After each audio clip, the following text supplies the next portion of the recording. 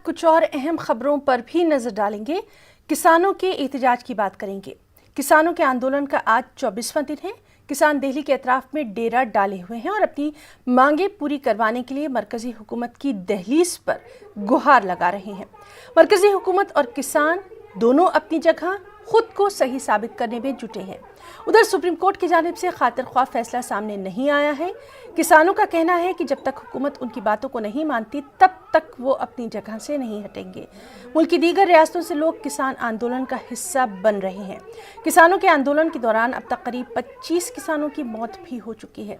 ख़वातीन, बच्चे, तलबा और आम किसान अपने अपने खेमे में शुमाली हिंद की सख्त तरीन सर्दी और मरकजी सरकार की सर्द महरी को झेल रहे हैं। और चलिए सीधे रुख करेंगे दिल्ली का। इस वक्त हमारे साथ मौजूद हैं रवि मिश्रा। रवि, लगातार जो किसानों का आंदोलन है उसको आप कवर करते रहे हैं और ये अभी भी ख़त्म होता कहीं से भी नज़र नहीं आ रहा है।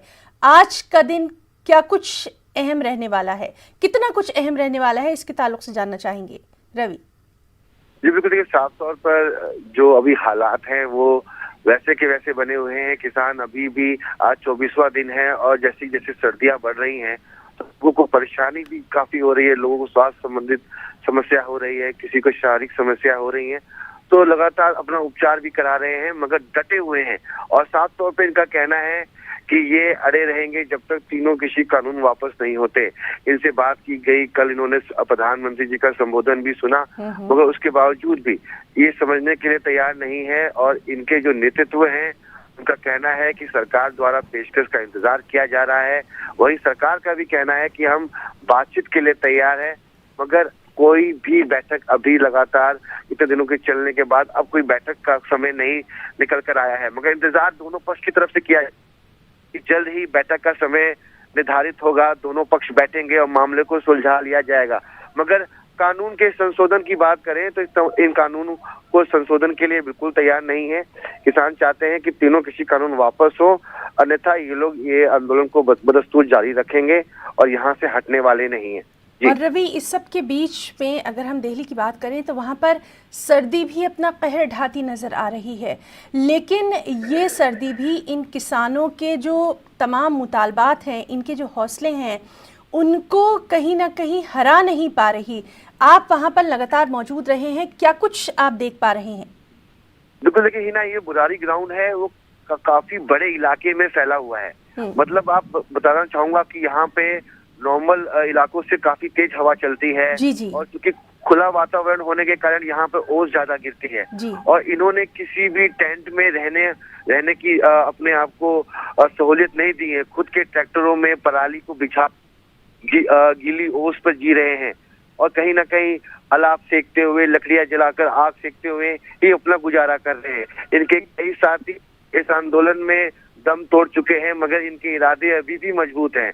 इनका कहना है कि ये डटे रहेंगे, ये किसान है, इनको सर्दी से कोई डर नहीं लगता और ये सर्दी इनकी दोस्त है और इनके साथ इस आंदोलन में वो भी इनके साथ दे रही है और यहाँ पर उनको कोई परेशानी नहीं है। साफ तौर पे हंसते हुए रोजाना दिनचर्या की तरह ये अपने खाना बनाते हैं। जी रवि, तो आज का दिन भी काफी अहम है। देखना अहम रहेगा कि आज जो है क्या कुछ पेशरफ्त होती है, क्या कुछ कम से कम बातचीत के लिए राह निकलती दिखाई देती है कि नहीं। बहुत बहुत शुक्रिया आपका तमाम तर तफसीलात के लिए।